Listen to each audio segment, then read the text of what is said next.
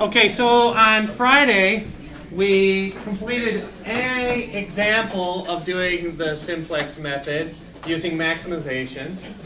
We also talked about the simple transformation necessary to do a minimization problem. Right, all we had to do was change it to the maximization of its opposite.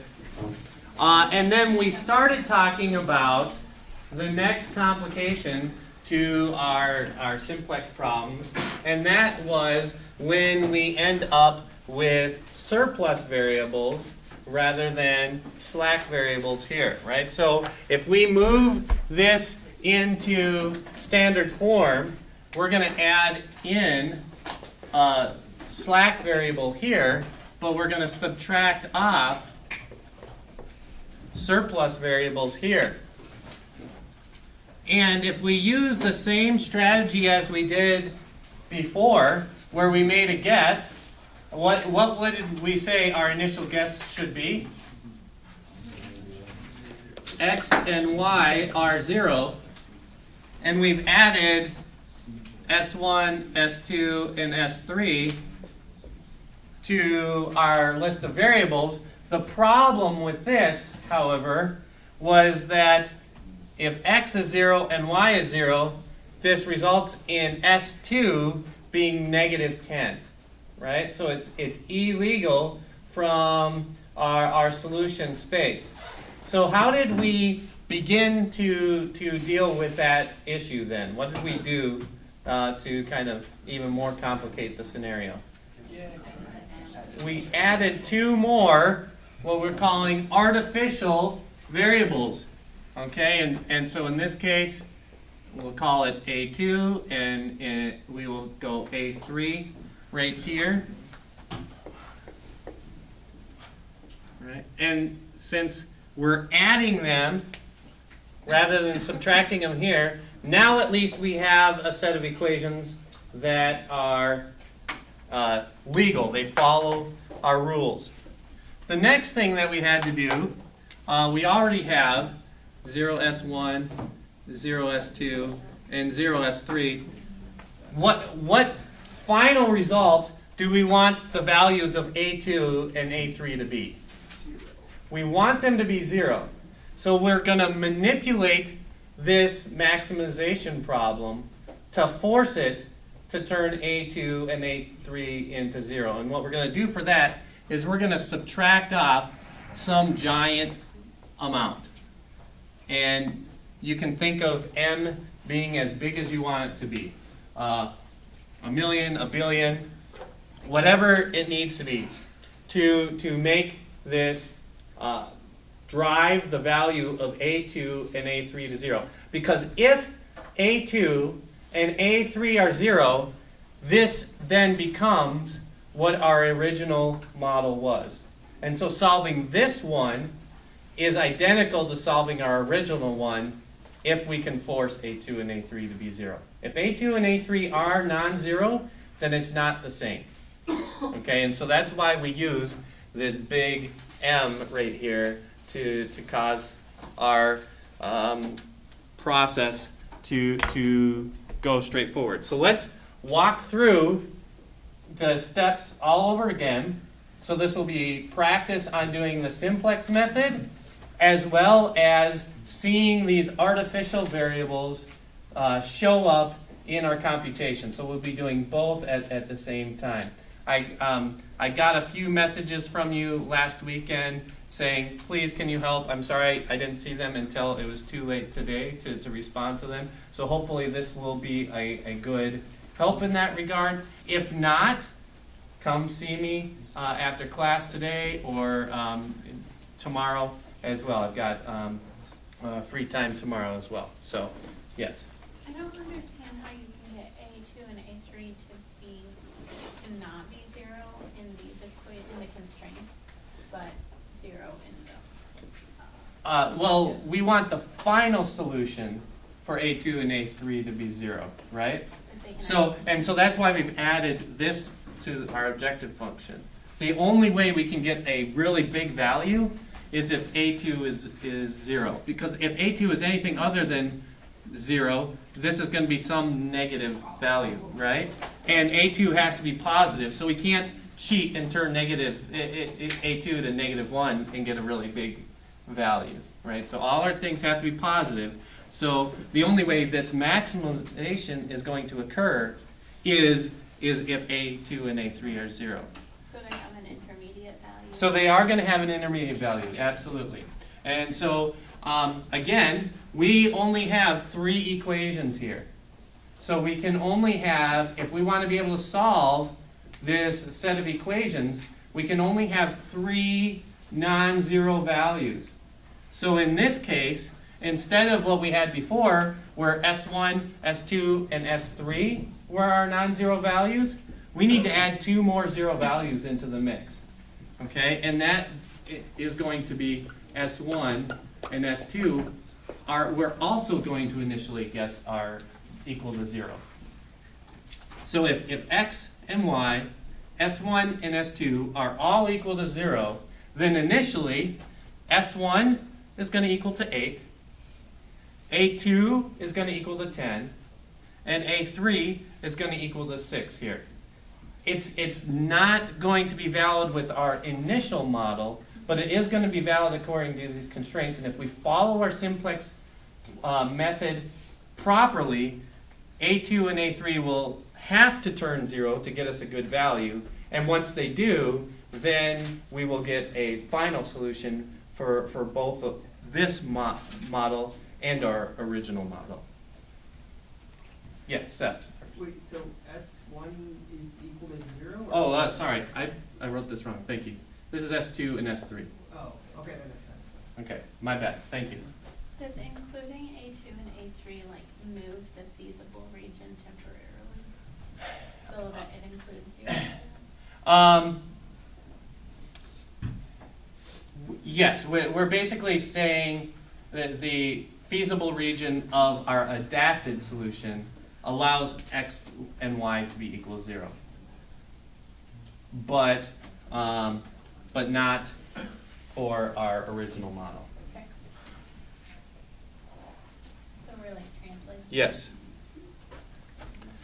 Okay, so let's do our simplex method. What goes across the top of our table? Our variables, that's right. So how many variables do we have in this case? X, Y, S1, S2. All right, and what comes right below our variables?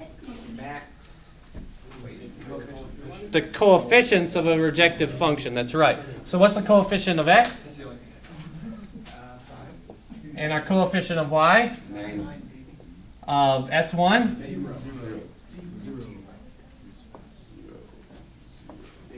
No, this is not 0. Oh, I was talking about this. Not M, negative M. And negative M. It's really important that we get these plus and minus signs right. Otherwise, things are going to break down really quickly here. Okay?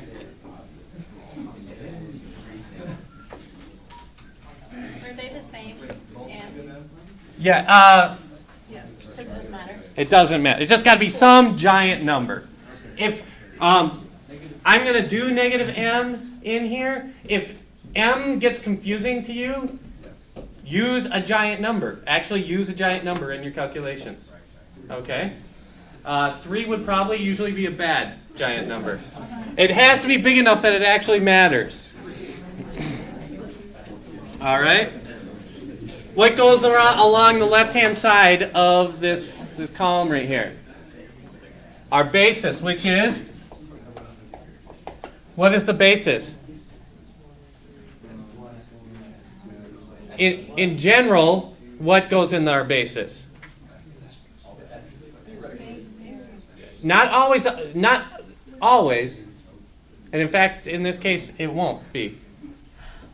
Our basis is the set of the non-zero values currently, right? So in our first one, it was all the S's.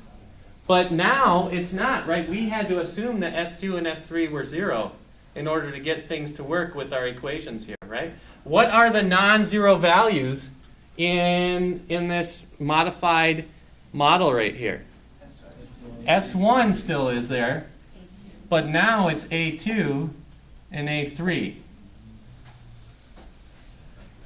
All right, because we put those in there to make sure that this was still valid. So S2 and S3 are currently not in the basis. What goes next to these numbers here? We copy the coefficients from above, right? So what's the coefficient for S1? The coefficient for A2? And the coefficient for A3. All right? Now what numbers go in here?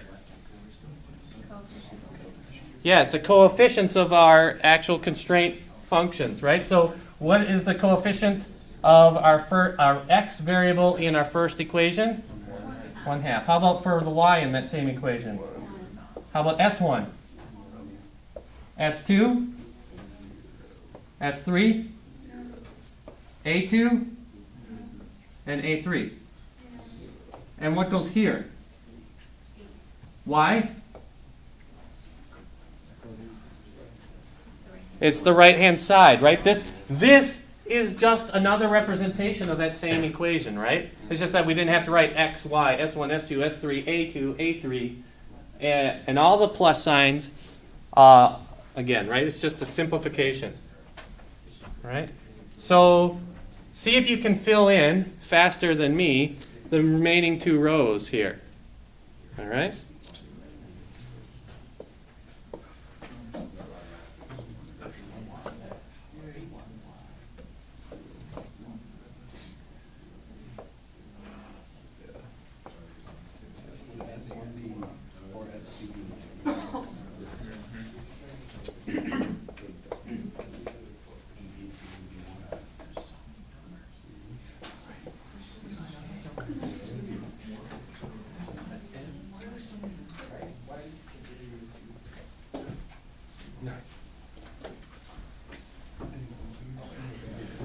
Okay.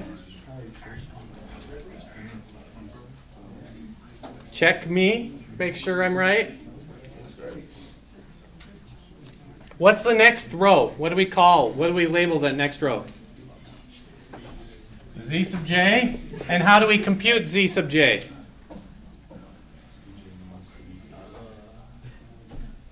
How do we compute this row right here? The basis times the column. Yeah, we multiply these coefficients times the column in question. So what is going to be the value right here? We do 0 times 1/2. That's 0. That's good. Now we get negative m times 1. Negative m. And here we get negative m times 1/4. And we get negative m over 4, right? And if we sum those three values up, we're going to get negative 5m, negative 5/4 m. So we add. We're doing a dot product between this vector and this vector. All right. We're multiplying each element together and adding their values. All right? So how about here? What are we going to get? 0 times 1 minus m times 1 and minus m times 3/2 is negative 3/2 m. Right? So we're going to get minus 5/2 m. Right? Let's keep going. 0 times 1, negative n times 0, negative m times 0. The sum is going to be 0 times 0, negative n times negative 1, m. Oh, and I skipped ahead. Negative n times 0 is 0. So that is a non-zero value. 0, 0, positive m. 0, negative m, 0, 0, 0, Negative M. negative m. All right? Now what do? What's the next line?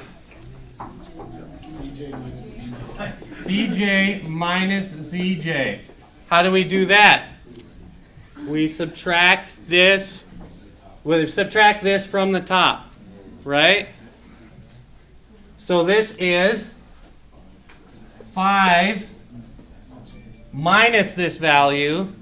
So that's 5 plus 5/4 m. So CJ is just the top one. It's just that top, yeah, the list of coefficients. Okay, this one is going to be 9 plus 5/2 m.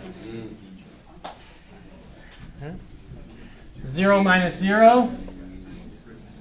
0 minus m. 0 minus m. Minus m minus m.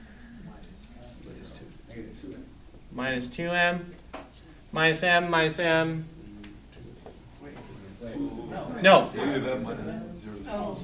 Minus m minus a negative m. Minus m right here. Minus negative m. Is minus m plus m equals 0.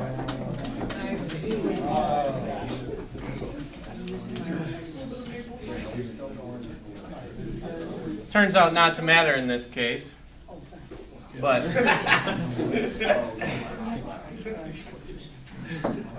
and then we have to do this value right here, right?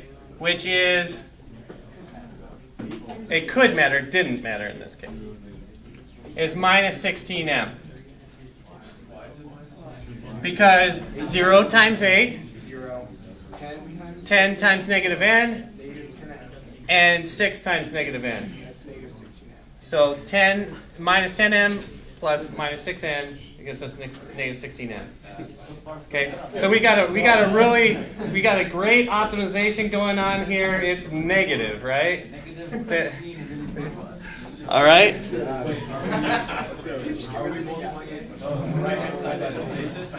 Yeah, by these coefficients.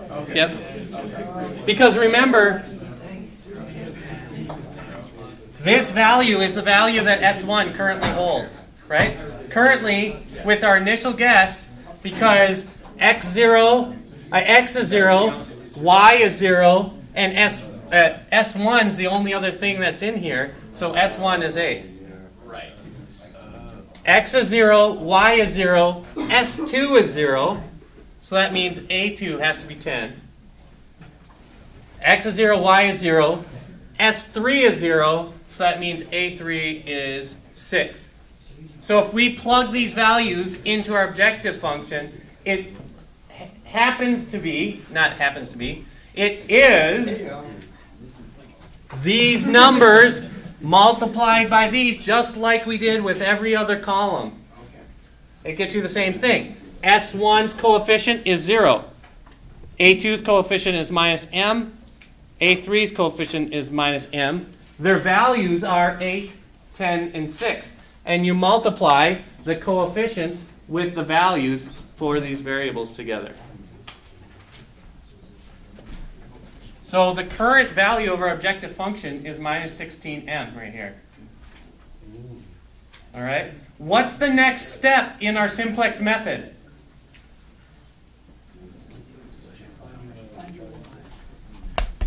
What do we want to do? We have to find the variable that we want to put into our basis. How do we identify which variable we want to put into our basis? The one that has the biggest value, right? So we can eliminate our zeros and our negative values here really easily, right? So the only ones we have to determine between are this one and this one. We have to figure out which one of those is bigger.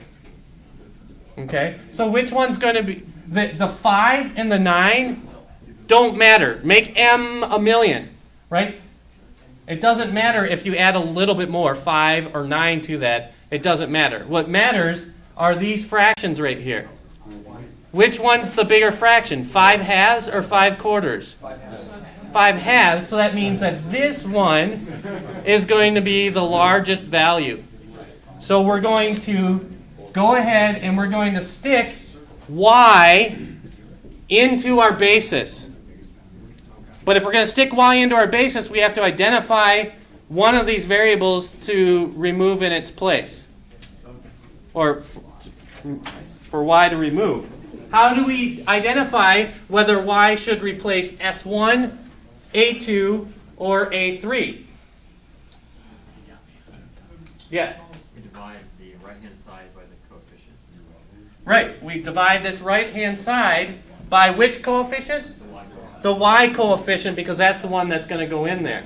So we do 8 divided by 1, and we get 8. We get 10 divided by 1, and we get 10. And we do 6 divided by 3/2. I can't multiply quick enough. I trust you. Why are we dividing by 1 and not 4? Because we divide by how much S1 changes if we add y into that equation. We divide it by how much A2 changes if we add it into this equation, and how much A3 changes if we add it into this equation right here. Okay, so we have 8, 10, and 4. Which one are we going to get rid of? Y? Why 4? Why? Because it's small. It limits how much we can increase y by. Right? If we increase y by anything more, then we'll be going outside of our constraints that we have available to us. Okay, so that means that we're going to replace the A3 coefficient with y, right? And here's a cool thing. This is nice. I heard you all commenting, oh, so many numbers. Since we're getting rid of this artificial variable, and we don't want the artificial variable to enter our equation anymore, we're going to stop computing our artificial variable, okay? So, no more A3 here, okay? Because that's the whole point of doing this. We want to get rid of A3. But we just happened to add it. We right here, we identified that we're going to replace A3 with y. So since we're replacing A3 in our basis, we don't have to worry about So A3 we're as just trying being to get A2 and A3 out of the basis. that as an important necessary step. Yes. Because the things in the basis are not in zero. Yes. So when we turn A3 and A2 into zero, we Right. So once A2 or A3 or both turn to 0, we don't have to compute them anymore. Okay? So we are going to have in our basis now which 3 variables? S1, A2, and Y. All right? Okay? And what should be the values here? 0, minus m, and 9. All right? Now, since y is in our basis now, what's going to change from these equations down to here?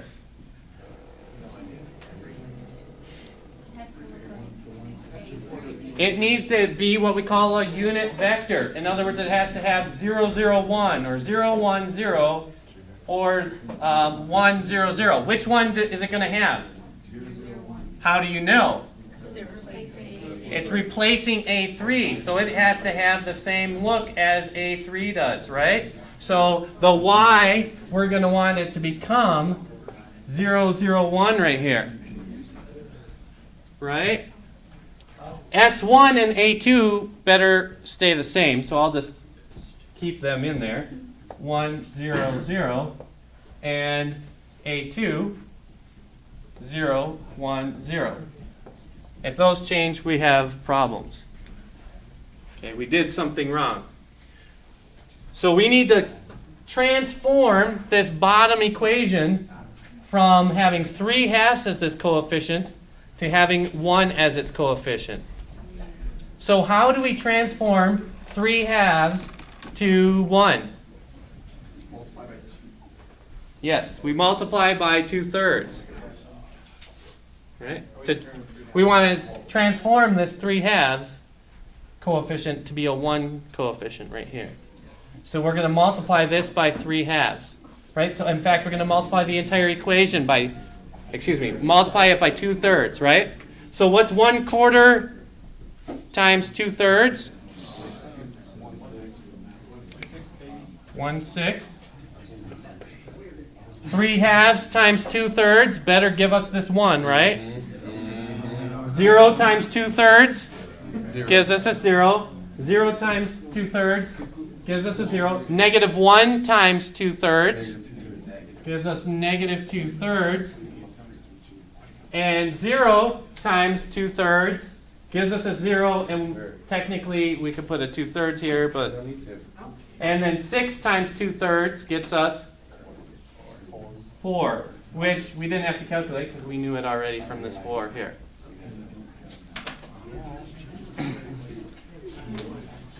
All right, so now let's go back up to this 0. How are we going to get this 1 to be turned into a 0? Well, that would not be good. That would work.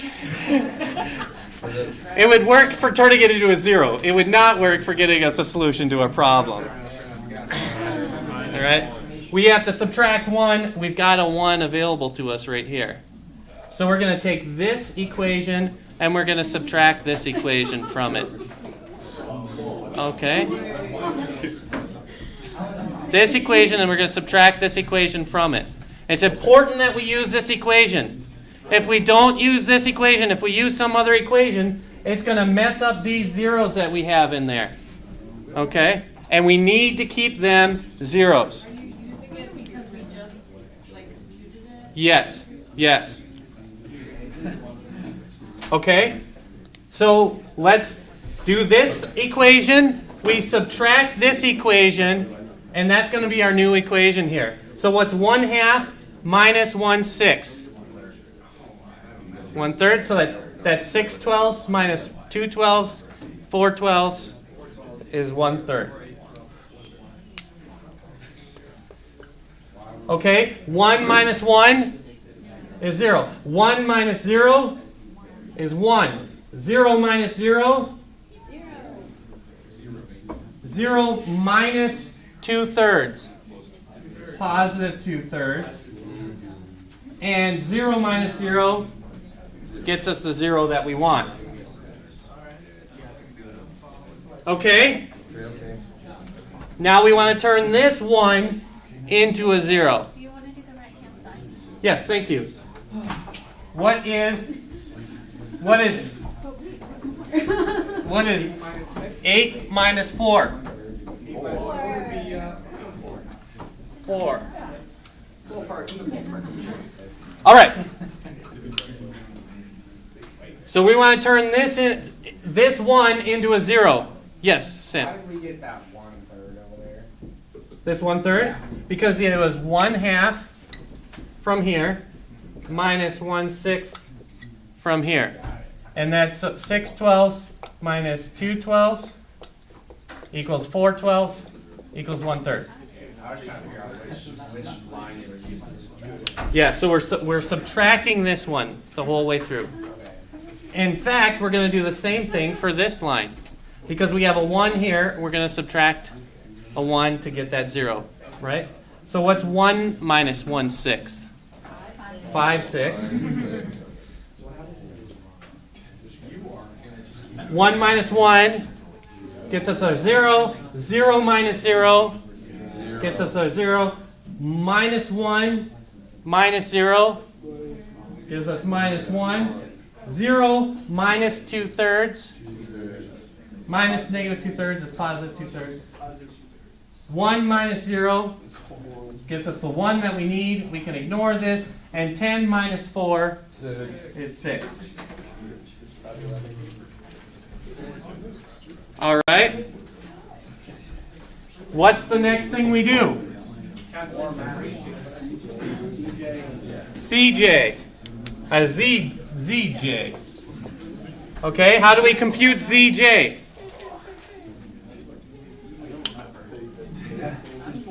We're multiplying these values right here times each element in each column. So we're going to do 0 times 1/3 minus m times 5/6, negative 5/6m, and no, because this is negative and that's positive. Sorry, that's positive 5/6. Yes, because it's 1 minus the 6.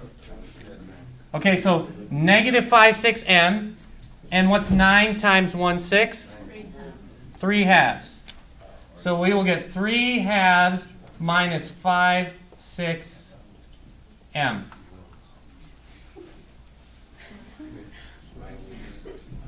All right? 0 times 0 minus m times 0, 9 times 1.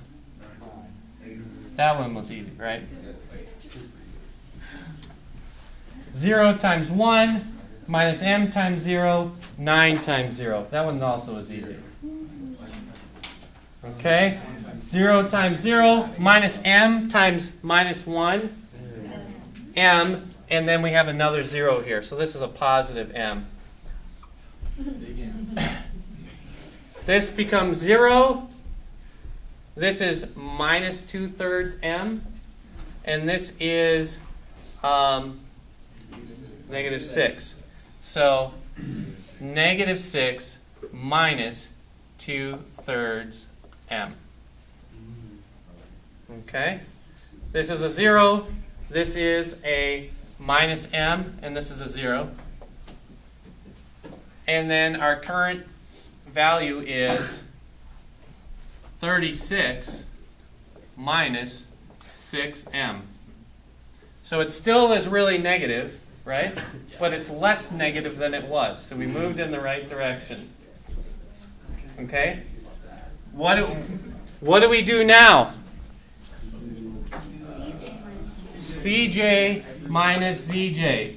And remember, CJ is up at the top here. It's this very top line right here.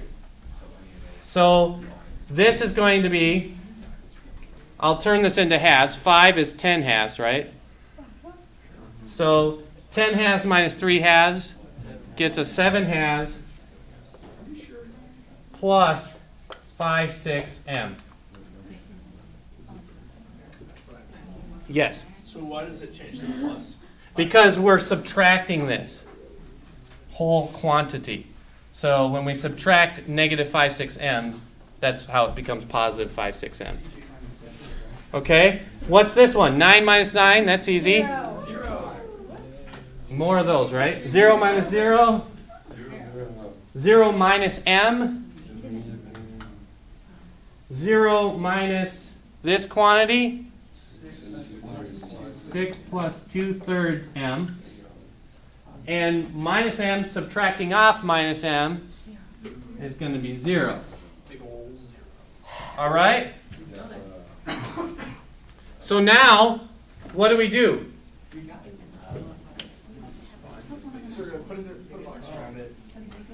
So we want to figure out which is moving us in the biggest direction, right? Which is what? So our only options are this one, that's positive, right? And this one, which is positive. And again, just like up here, the 5 and the 9 didn't matter. The 7/2 and the 6 don't matter. What matters is the m, because that's giant, right? So which is more giant? 2/3 m or 5/6 m? 5/6. So we're going to put x into our basis here, right? So let's figure out which one we replace. Your guess is A2? Because you don't want it there. Yes. Let's see if if your desire matches reality. Okay, how do we decide? with a ratio. So what are we going to do? We're going to divide this by those values over there. So what's 4 divided by 1/3? That's going to get us 12. What's 6 divided by 5/6? 36 fifths, which is really close to 7, right? 7 and 1/5. And what is 4 divided by 1/6? 24. Okay, so which one are we getting rid of? Oh, look at that. We are getting rid of A2 here. Okay, but just because we've gotten rid of A2 does not mean we're done. Because we have to get rid of all of the positive values on this line. And it could be that if we put x in for A2, that now maybe one of those surplus values should be here rather than the slack value. They haven't had a chance yet, right? And so we need to make sure that we keep going. And I've run out of board space here, so let's all right. I'm really going here, so. There's always room for conversations. All right, so you guys probably have room on your sheet, so what I'm writing here is going to be quick for me. X, Y, S1, S2, and S3. And I'm not even going to do A2 and A3 anymore here. Okay, right? Because we were getting rid of A2. All right, so 5, 9, 0, 0, and 0.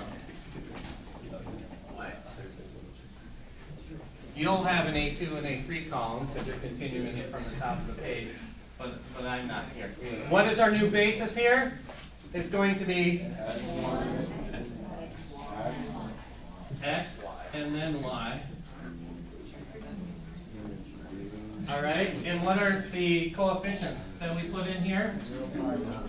0, 5, and 9. Okay, and then we will have ZJ and CJ minus ZJ. Okay, now because we put in X here, what do we know is going to be true of our X column right here? We know it's got to be a unit vector, right? But which one does it need to be? It has to be the one that we replaced. So since we're replacing A2, it needs to be 0, 1, 0. Right? The X column does, because we're replacing X2, we're replacing A2 with X. Okay? We can keep S1 and Y like they were before. So Y was 0, 0, 1, and S1 was 1, 0, 0. Okay? So the one that changed is this column right here, right?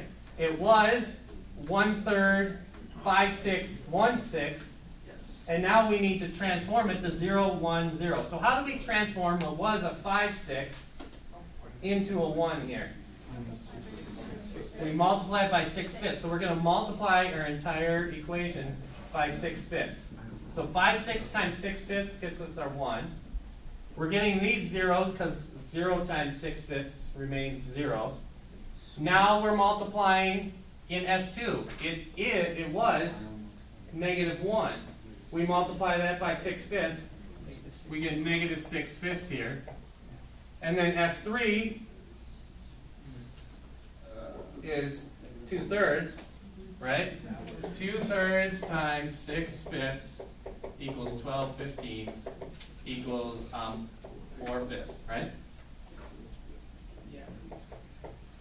And our right-hand side. Okay? We already know what this is, right? Because we computed it because it was the smallest one. 6 times 6/5, 36/5. We got rid of the All right? So now we have to go to this line right here. We want it to become a 1. What is the current coefficient? Wait, I'm sorry, we want it to become a 0. Thank you. Good catch, everyone. Just, I wish I could say just checking, but I wasn't. I made a mistake. What was the coefficient? 1/3. We want it to become 0. So what we're going to do is we have to multiply this equation by -1/3 so that we can add those two together to get 0. Okay. So maybe you'll write in around here somewhere -1/3 so you can remember what you're doing and why you got those values. All right? So -1/3 times 1 gives us -1/3. We add that to 1/3 and we get 0. Okay? We get 0, we add it to 0. We get 0, we add it to 1. Okay, now it's where it gets a little bit tricky, right? -6/5 times -1/3 gives us positive 6/15. And we're going to add that to 2/3, right?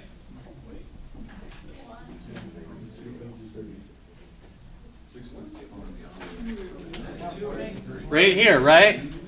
We multiplied this by 6/5. what?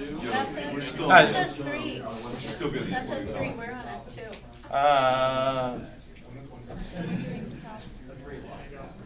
Sorry. That says,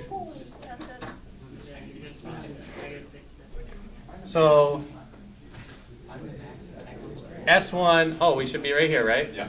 yeah. So we're multiplying this, we're multiplying that, -6/5. Sorry. Times -1/3, and we're adding it to 0. So you get 6/15. Or let's divide that by 3, right? So 2/5.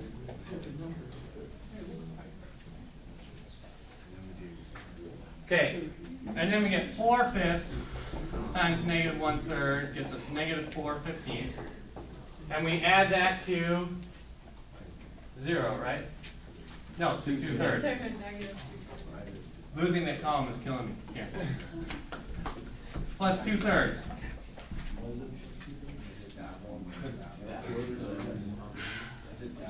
Yes, it's that row that we're adding. Because this is the new first row.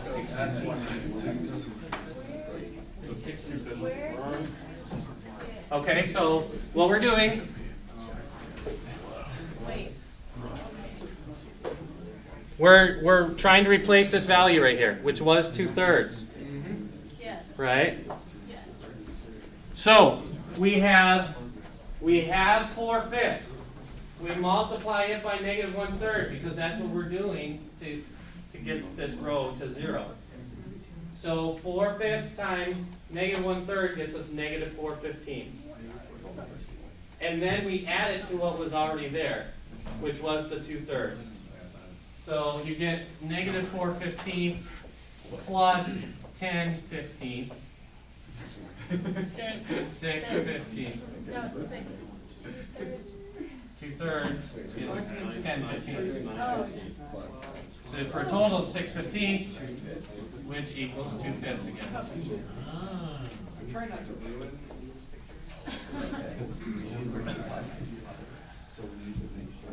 All right. Last one.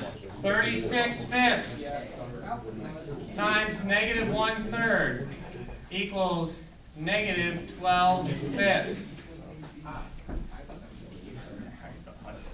And we add that to 4 or 20/5. So we get 8/5.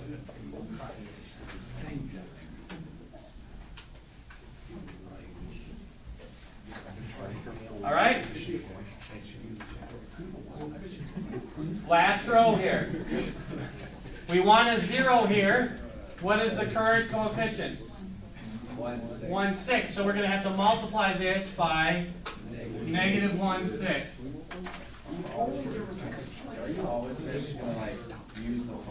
Yes. Yes. Yes. Because you have 1 where you need it to get it to 0, and you need zeros where you need it to preserve the 1. Yeah, you always are using the variable that you just created to be a 1 to do it. If you do it with anything else, you're going to cause non-zero values, and you're not going to have that unit vector that we're looking for, the 0, 1, 0, 0, 0, 1, 1, 0, 0. You're gonna multiply like an x row. Yep, we're going to multiply the x row by negative 1, 6 and add it to the y row. So 0 plus negative 1, 6 plus positive 1, 6 gets us 0. 0 plus 1 remains 1. 0 plus 0 remains 0. Okay, so negative 6/5 times negative 1/6 is positive 1/5. We're going to add that to 1, 2, 3, 0, right? So we get positive 1/5. And then negative 4/5, sorry, positive 4/5 times negative 1/6 equals negative 4/30 equals negative 2/15. And we're going to add that to negative 2/3, right? So that's negative 2/15 minus 10/15, which gets us minus 12/15, which gets us minus 4/5.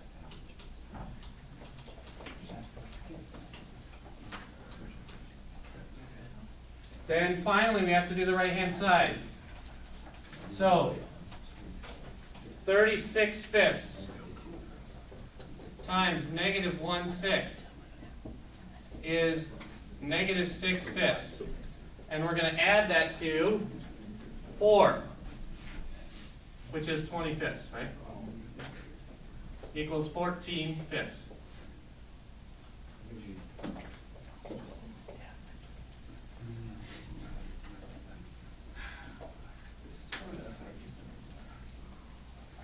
Are we demonstrating this is tedious yet? I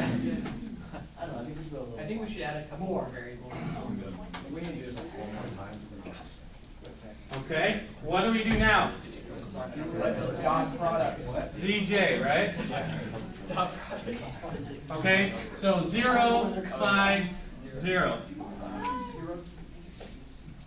0, 0, 9. 0, 0, 0. 0 minus 6 plus 9/5. So that's minus 30/5 plus 9/5 equals negative 21/5.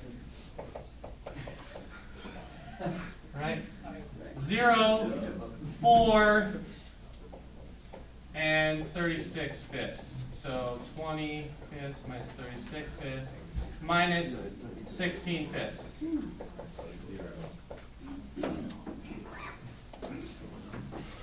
And then here, 0, 36, I'm just going to plus, whatever, 1/26/5, whatever that is.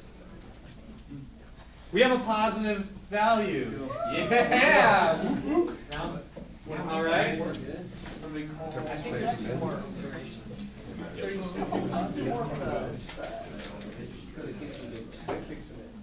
All right, CJ minus CJ. This minus this, right? 0, 0, 0, 21/5, and 16/5. So we aren't done. We are done for today. Yes. Is this going to be the test? This exact one. Yeah! No. Doing the simplex, yes, is going to be on the test. But because it's so easy to make a mistake that can compound themselves over and over, what it will probably be is just one step. So here's where the current iteration is. Do one iteration of the simplex. And here's what was computed. What would you do next? which variable would go in the basis, which one would get off the basis, why, and so forth. So I won't require you to do step after step on the steps of the iteration. I will require you to be able to know what one step of the iteration requires from you. Otherwise, it'll be a next week.